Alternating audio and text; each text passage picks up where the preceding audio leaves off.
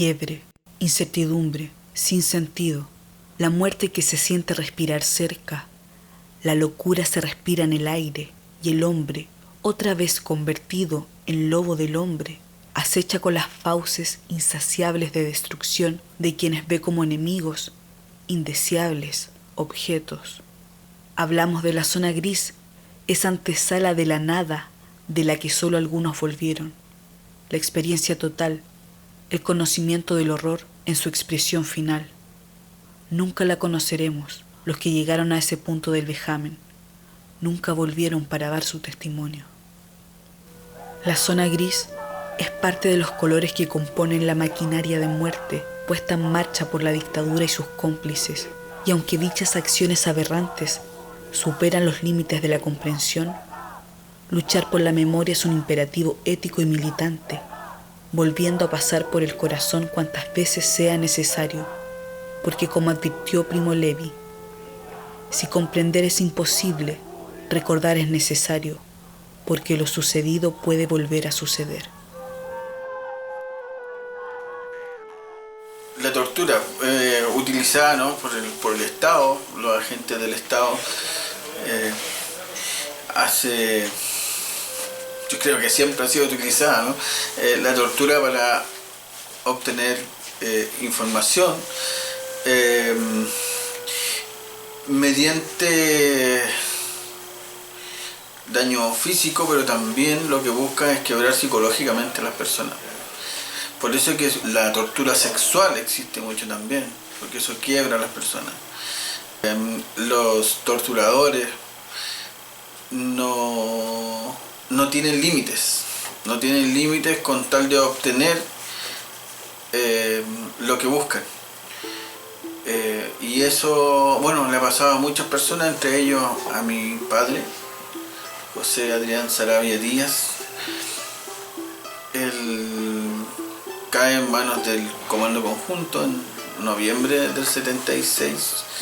No estuvo mucho tiempo, pero estuvo en tortura constante, día y noche, donde se turnaban para ir torturando, ¿no? Y él, lamentablemente, y lo digo entre comillas, lamentablemente, él sorteó la tortura y todos esos días y noches y salió libre de un centro de tortura, salió vivo. Y creo que él, en sus últimos días de vida, porque esta tortura le trajo muchas consecuencias físicas,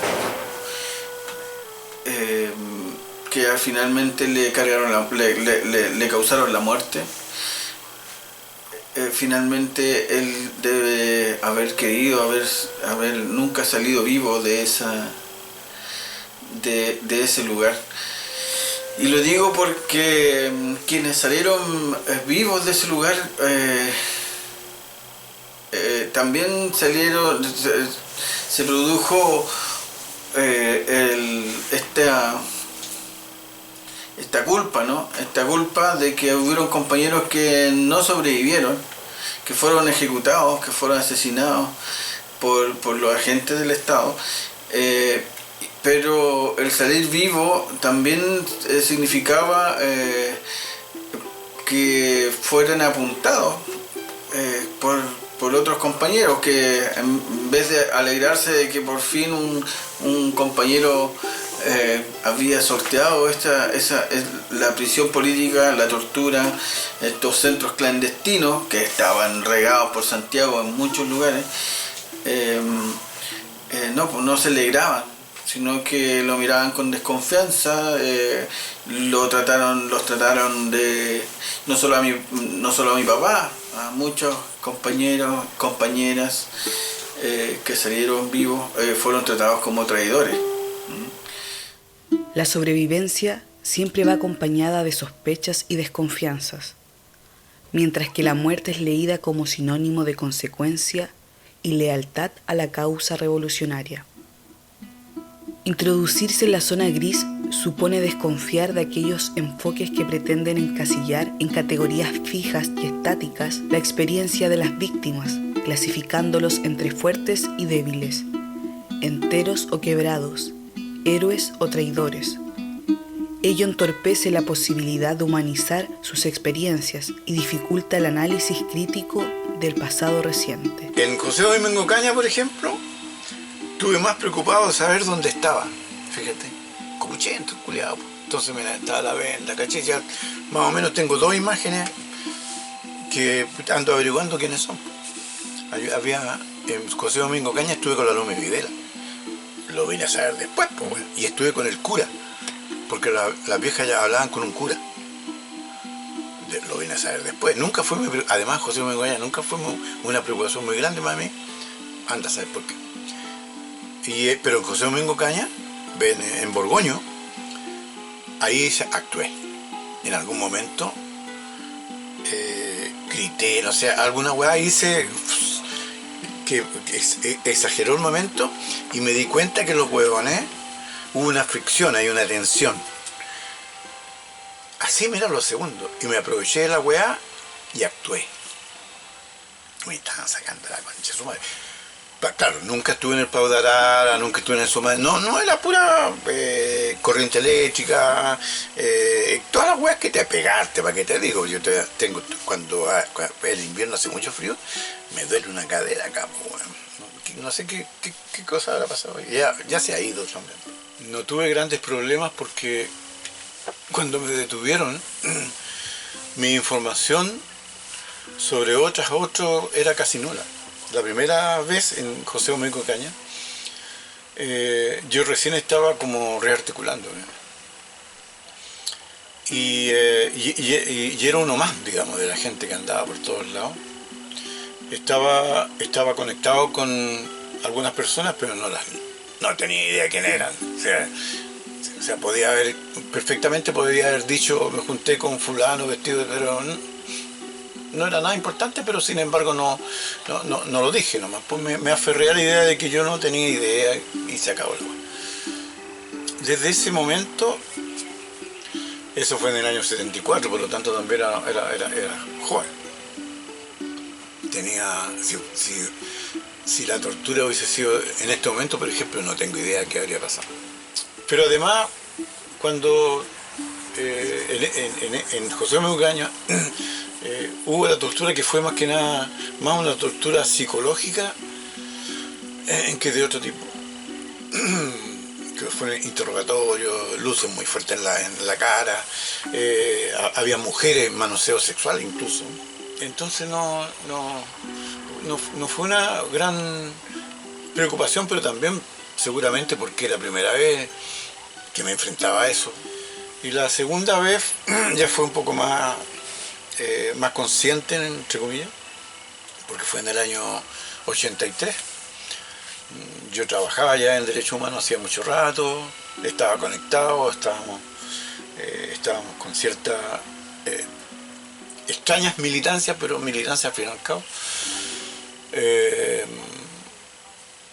Era un actor, digamos, en el proceso de resistencia y había alguna información. Pero cuando me interrogan, el interrogatorio más duro y más extenso, también me doy cuenta que el material que tenían era un material público. Por ejemplo, ¿qué estabais haciendo en la parroquia de allá de no sé por qué wea? Entonces cuando caché, ¿a quién conoces tú en el ambiente de la wea? Etcétera. Entonces, cuando me di cuenta de eso, esto fue antes de los golpes duros, digamos, quiero decir, de los golpes mucho más duros. Porque está lo típico, estáis mintiendo, quería hacerme el hueón, entonces hay que reforzar lo que uno dice. Y yo me mantuve en ciertos textos nomás, porque caché que los hueones no sabían nada de mí. Y seguía, y era una carpeta bastante grande por el sonido de la carpeta y cuando movía la hoja. Y además uno logra ver un poquitito así de por entre medio de la venda.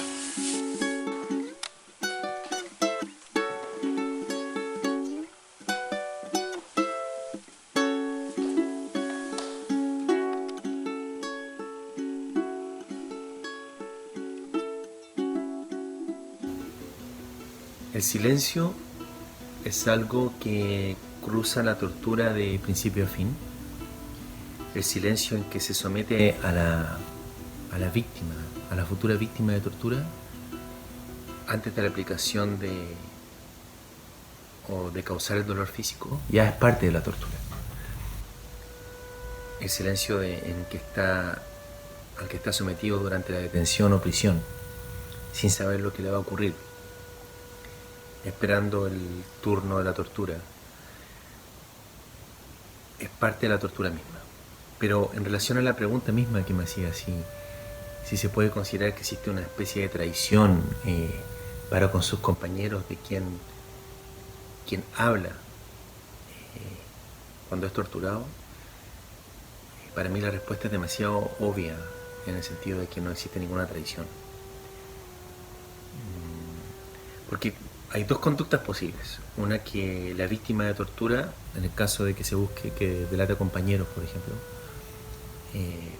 se transforme en un héroe y guarde silencio, o que delata a sus compañeros,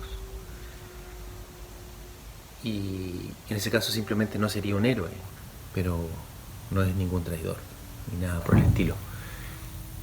Ese tipo de exigencias de comportamientos humanos en que la única opción aceptable es ser un héroe, siempre me han parecido exigencias absurdas. Yo creo que un comportamiento ya heroico es aquella víctima que demora en hablar lo suficiente para que sus compañeros logren algún tipo de resguardo. Pero exigir silencio es algo que bordea el absurdo, y además es algo que empieza a buscar no buscar, pero termina encontrando cierta afinidad con lo que busca el torturador. Porque el torturador, claro, quiere que la persona hable, pero después, sobre todo la experiencia de tortura, los torturadores y los estados torturadores buscan el silencio, buscan la impunidad. Y el otro silencio que cruza la tortura es el silencio que enfrentan las víctimas después de haber sido torturadas, porque la mayoría de ellas no relatan lo que les sucedió, y los motivos son diversos, no hay ninguna duda, y tampoco me siento con mucha autoridad para hablar de ese silencio, pero es una cuestión que uno puede entender con mucha humanidad. También me imagino que está cruzado por el miedo a volver a ser víctima de la tortura, particularmente cuando esta tortura es a manos de la gente del Estado poderosos.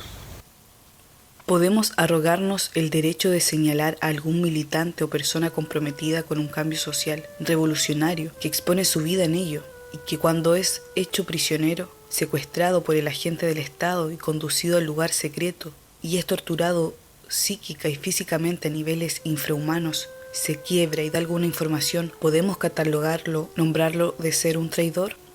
Para mí el juicio de traición, claro, puede ser un concepto coloquial que se aplique a las relaciones personales, etcétera, pero para lo que nos ocupa se desenvuelve en el ámbito de lo militar, en el sentido de que aquellas personas que están, digamos, que tienen depositado el poder de las armas para el control o para la subversión, y esa es su vocación, evidentemente corren un riesgo, ¿no es cierto?, ellos y los suyos, de tal envergadura que para los fines que persiguen no pueden permitirse la traición propiamente tal. Entonces, en ese sentido, parece que en ese mundo y en ese ámbito el concepto podría tener un sentido, una validez. Sin embargo, aplicado concretamente al caso chileno, y esto tiene que ver con la segunda línea de argumentación, a mi juicio, evidentemente, por mucho que fueran las convicciones, las creencias, la validez o lo erróneo de los diagnósticos desde el punto de vista del estado de situación de la lucha revolucionaria en Chile a fines de los 60 y principios de los 70, independiente de los juicios de calidad respecto a esos convencimientos, digamos, históricos, sociológicos de las militancias que optaron por la lucha armada y por la resistencia armada, la profunda convicción de que el éxito era posible y la resistencia después del golpe también lo era.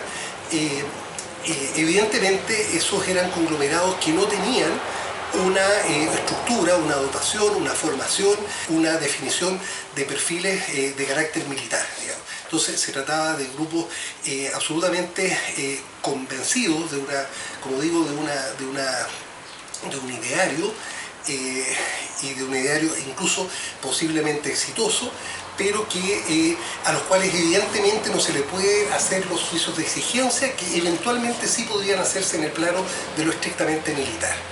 Dice relación con efectivamente un sentido de realidad, de subjetividad, de evolución de las creencias, de los sistemas de valores, digamos. En consecuencia, decía yo delante que me parecía un poco el preguntarse siquiera a esta altura de los tiempos la pregunta que formula el documental, porque me parece de una barbarie, de una injusticia extrema el pretender juzgar, ¿no es cierto?, insisto, escalas de valores que han ido evolucionando en un sentido distinto, digamos, lo que ocurrió en aquel entonces. Por lo tanto, en aquel entonces, como decía, se trataba de personas que no tenían propiamente una verdadera estructura, un adiestramiento, una preparación militar, ni condiciones reales de lucha militar, digamos, frente al enemigo. Y por lo tanto a la mayoría de ellos, sino a todos, no podía en realidad exigírseles sino una conducta propia y asociada a lo que hoy día sí reconocemos como derechos humanos fundamentales, que es el que por sobre todas las cosas el ser humano tiene derecho, ¿no es cierto?, a proteger su integridad física, psíquica, su honra, su honorabilidad, sin que por ello vaya a dañar a otros. Y esa exigencia de no traición, de no daño a otro, no podría serle, digamos, requerida a personas comunes y corrientes, en definitiva, que son parte de una época y de un contexto en que profundas convicciones, ¿no es cierto?, lo llevaron a asumir riesgos con o mediana o sin total conciencia de cuáles eran realmente las condiciones de la realidad, digamos. Entonces, me parece, reitero, un poco cruel incluso pretender, digamos, reprochar conductas de esa naturaleza, y a esto yo agregaría el que también desde el punto de vista del sentido de realidad, la historia también nos ha demostrado que las creencias en lo absoluto, en lo que no tiene zonas grises, como dice la figura retórica, ¿no es cierto?, que tú me mencionabas, es también una apuesta que choca con el sentido del humano. Entonces, pretender juzgar hoy día, cuando sabemos que la experiencia muestra la relatividad, el fracaso del proyecto, la evolución, lo diacrónico del comportamiento de lo histórico y los sistemas de valores, digamos, esta cuestión permanentemente evolutiva, resulta realmente exagerado e intolerante exigir de las personas un sacrificio, una inmolación, ¿no es cierto?, un juramento con ciertas ideas que pongan incluso su vida y su integridad. Estábamos en la pieza aparte, a 3 metros de la pieza de tortura. Nos tuvimos que acostumbrar a vivir todo el día y muchos días con esos gritos terribles. Fue una época de deshumanización terrible.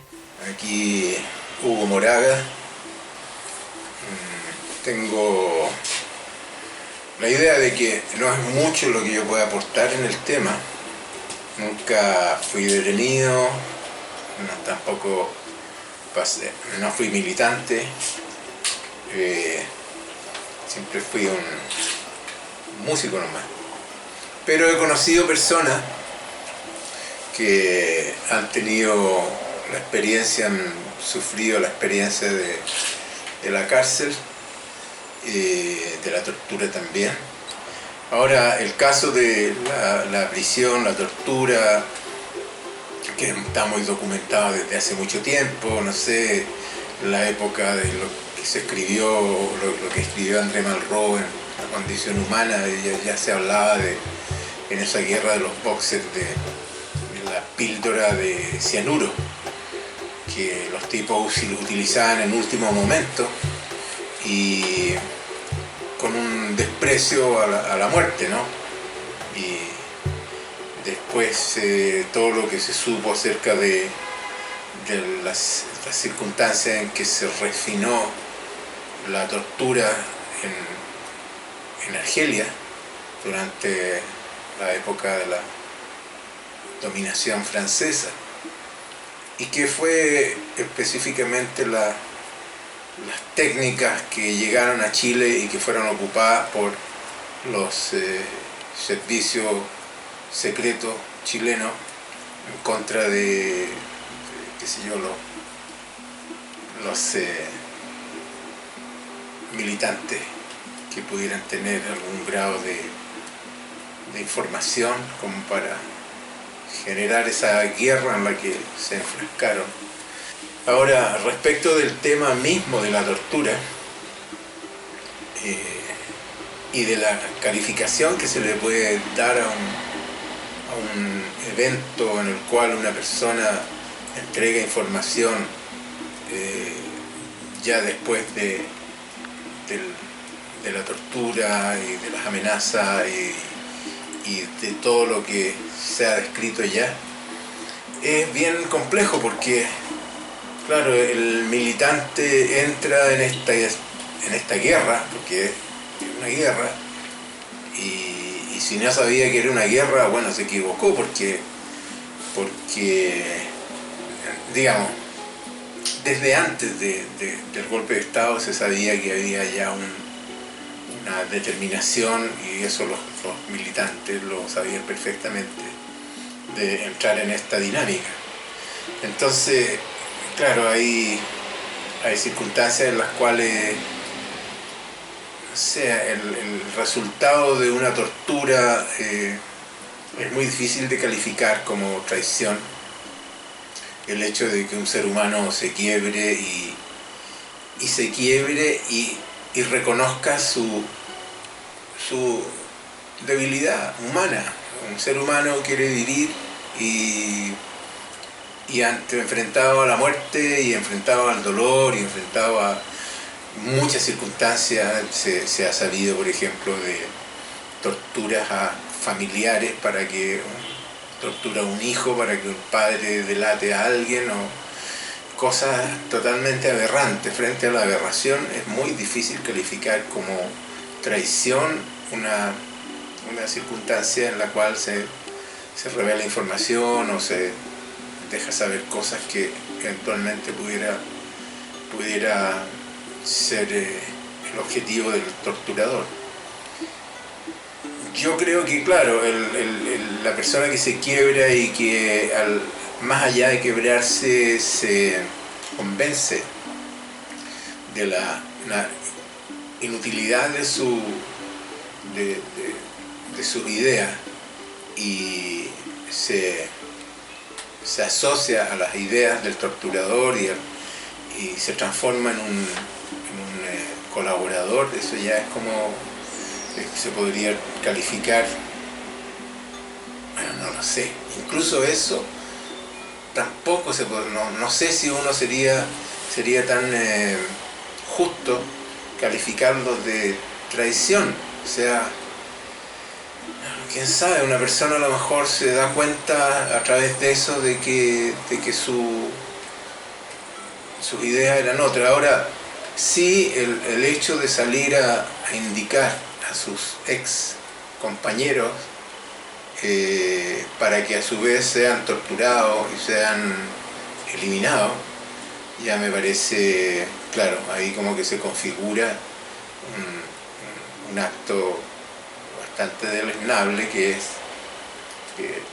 bueno, no sé, es como participar de las actividades del enemigo en el fondo y transformarse en un enemigo. Yo no sabría qué decir respecto de cómo calificar un acto así, y la verdad es que, considerando la naturaleza humana, creo que nadie podría calificarlo. Nos estoy seguro de que, por ejemplo, dentro de una circunstancia jurídica se pudiera pensar que hay una respuesta. Así que no estoy seguro. Creo que las personas que soportaron la tortura se mantuvieron firmes en su principio. Son los únicos llamados a calificar a otro que se quebró y que dio información que resultó en la muerte o otras torturas de compañeros. También no sé, creo que es un punto tan delicado que probablemente una persona que soportó la tortura, no estoy tan seguro de que pudiera transformarse en el juez o de otro que no lo logró. Habrá que preguntárselo a quienes lo lograron y habrá que preguntarle a quienes no lograron soportar cómo se sobrelleva, cómo se vive con las consecuencias morales o anímicas de haber pasado por esto. Podemos arrogarnos el derecho de señalar a algún militante o persona comprometida con un cambio social revolucionario que expone su vida en ello y que cuando es hecho prisionero, secuestrado por el agente del Estado y conducido al lugar secreto y es torturado psíquica y físicamente a niveles infrahumanos, se quiebra y de alguna información podemos catalogarlo, renombrarlo de ser un traidor. Yo creo que hay que ver como varias cosas en eso. Yo creo que cada ser consecuentemente revolucionario y que ha arriesgado su vida por la lucha y la liberación de los pueblos, ya tiene una concepción instalada en la cabeza de no quebrarse, de no entregar información, de no delatar en ese sentido. Pero también en la tortura, en la tortura psicológica y la tortura física, pienso que se generan varios estados. Primero te agreden la parte física, te agreden la parte emocional y también te agreden toda tu humanidad completa, integralmente. No sé hasta qué punto el ser humano puede soportar la tortura física, porque psicológicamente y posiblemente muchos estén preparados para una tortura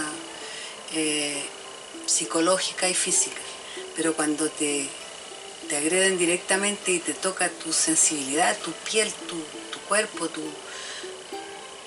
tu espíritu, tu alma y todo, yo creo que es una sensación de sentir la libertad, de liberarse de ese momento de represión y de invasión a tu cuerpo.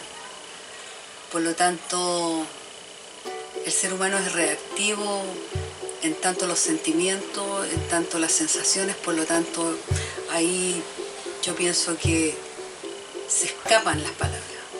Se escapan con esa presión, se escapan las palabras, se escapan los llantos, se escapan los quejidos, se escapa todo de sí, desde dentro. Por lo tanto, en esta situación de liberarse de ese momento, se piensa de que podría ser liberador entregar alguna información. Creo que los seres revolucionarios soportan hasta el límite de estas sensaciones que estaba describiendo lo que no se debe, lo que no se puede entregar, que es la delación de otros compañeros y compañeras. Pienso que hay que estar en el momento, hay que vivirlo para poder hacer un juicio. Y no todos tienen la misma el umbral del dolor no todos lo tienen alto. Hay personas que tienen el umbral del dolor mucho más débil que otras, por lo tanto puede acontecer de que en este sentimiento liberador de esta invasión al cuerpo por medio de las torturas, uno tiende a entregar algunos datos que muchas veces yo creo que ni siquiera en forma consciente lo están haciendo producto de una presión física y psicológica.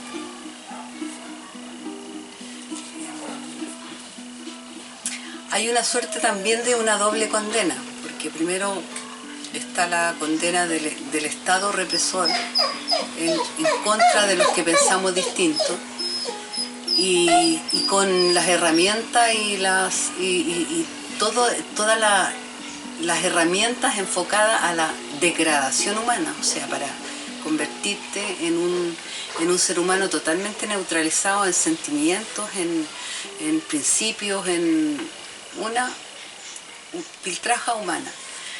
Y frente a eso después, cuando se supera, ¿cierto?, ese periodo de tortura, sales al mundo casi normal y te reencuentras con los compañeros, y ahí existen algunas preguntas que eran muy recurrentes. Entonces, y las conversaciones por lo mismo, por la misma situación, eran también muy recurrentes. Entonces te preguntaban, bueno, ¿en qué casa de tortura estuviste? Entonces si tú respondías, no pasé por tortura, y era así como, ¿y por qué no pasaste por tortura? ¿Por qué? ¿Y qué haces aquí? O si había hablado, ¿por qué hablaste? Eres un traidor, una traidora, no debías hacer eso. Estoy segura que la misma persona o el mismo compañero que estaba diciendo eso, posiblemente, y lo más seguro es que también hubiese en algún momento entregado alguna información. Muchos lo hicieron con compañeros que estaban muertos, entonces no había una suerte de seguimiento de su información que estaba entregando, porque terminaba ahí. Pero eso es producto de lo que decía anteriormente, o sea, cómo se trastocan los valores, te hacen tan trizas toda tu humanidad que se trastocan los valores. Entonces ocurre ahí que empiezas a legalizar, porque ¿cómo no te torturaron? O sea, hay una suerte de, a lo mejor, una legalización de estar vivo por el hecho de que te torturaron. Entonces, si no te torturaron, algo pasó ahí, y se genera como una pequeña desconfianza. Se generaba, estoy hablando en presente, pero se genera eso. Claro, con la palabra traición, el chileno tiende a generalizar mucho, somos muy generalizadores en todo aspecto. Entonces, traición lo vemos como un absoluto y nos olvidamos del predicado que corresponde a la oración. Ese predicado es el que determina a quién corresponde, ¿cachai? Y cuáles son las razones de esa traición. Es un temazo porque, de hecho, las mismas relaciones humanas tienen ese tipo de dificultades. Uno acusa a otro de ladrón, pero ¿ladrón de qué? Desarrolla, veamos cuál es la razón, cuál es la raíz. Y quizá ahí podamos hallar el verdadero hilo conductor, la verdadera razón por la cual esta persona inicia en ese proceso. Pero claro, aquí tenéis también la otra parte, que es cuando se culpa al individuo como tal. Traición. Y yo te había comentado esa vez en la calle que tenía que ver también con que los que no vivimos eso, vivimos bajo el molde del tipo de ser humano que debía ser la persona de izquierda. Entonces se vuelve re complicado porque trabajamos bajo estándares. Entonces, no traicionar, lealtad. ¿Te das cuenta? Y nuevamente las palabras funcionan como generalidades y tampoco son específicas. Hoy en día es tanto el grado de información que hay en el ambiente que debemos ser más específicos, debemos ir al grano y decir, ok, se es leal frente a esto y a esto y a esto. Es un poco como es una anécdota en realidad, pero es como la cosa de los juglares, ¿cachai? Entonces se relataba siempre en octosílabos en cada pueblo, y la gente como escuchaba eso y lo asimilaba a un lenguaje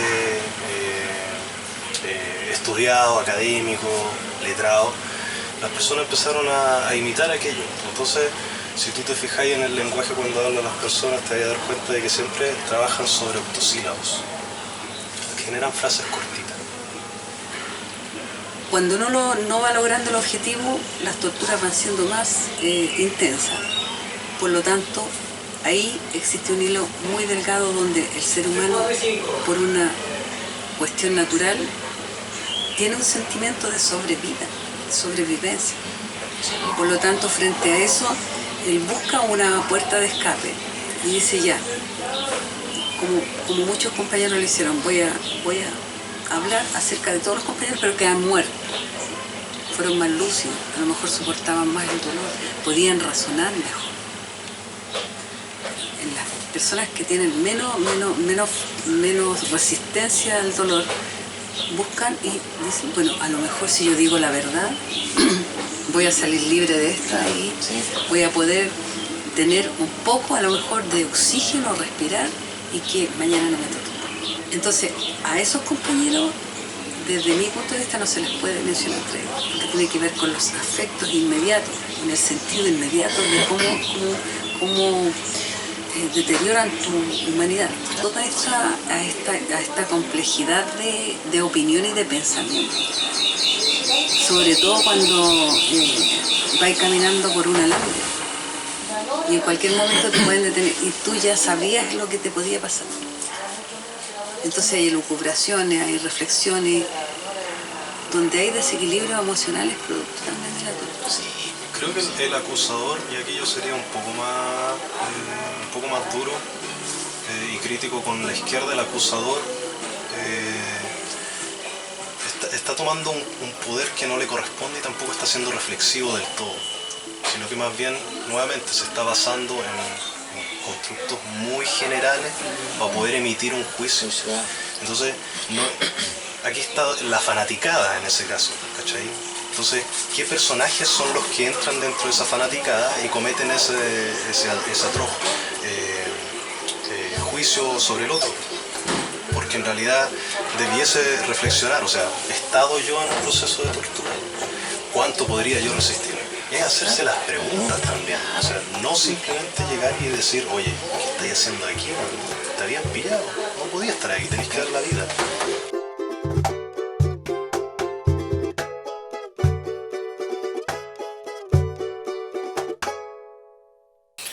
Fueron tratados de traidores a pesar de haber vivido la tortura, de haber... Mi padre salió quemado completamente el cuerpo, todo su cuerpo, los genitales.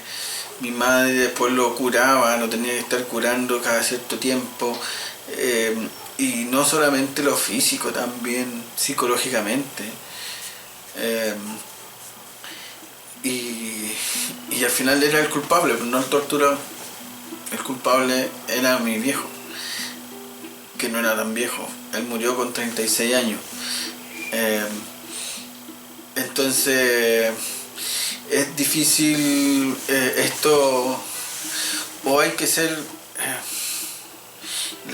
no sé, a mí me cuesta un poco entender cómo alguien trata tan fácilmente de traidor a otro, cómo se trata tan fácilmente de traidor a una persona que pasó por un centro de tortura, que pasó por las manos, por la picana, por la parrilla, por el pau de arara, por el submarino, por violaciones, por todo ese tipo de vejámenes que lo único que buscaban es quebrarlo. Y los que sobrevivieron deberíamos estar celebrando la vida bajo esas condiciones, se debería haber celebrado la vida bajo esas condiciones. En cambio se les trató de traidores, y muchos, como mi papá, murieron con ese estigma. Murieron esperando que una respuesta de su partido, que en el fondo ellos entregaron todo por su partido, por sus ideales, por un país distinto. Murieron con esa pena. Mi padre escribió un pequeño papel un día, poco tiempo antes de morir, donde decía: soy como tú me hiciste, no fui un héroe, pero tampoco fui un traidor. Lo que me enseñaste, cuando fue necesario lo entregué, pero tú absorbes, y cuando yo te necesité, no te encontré. Eso se lo escribió a su partido, a sus compañeras, a sus compañeros.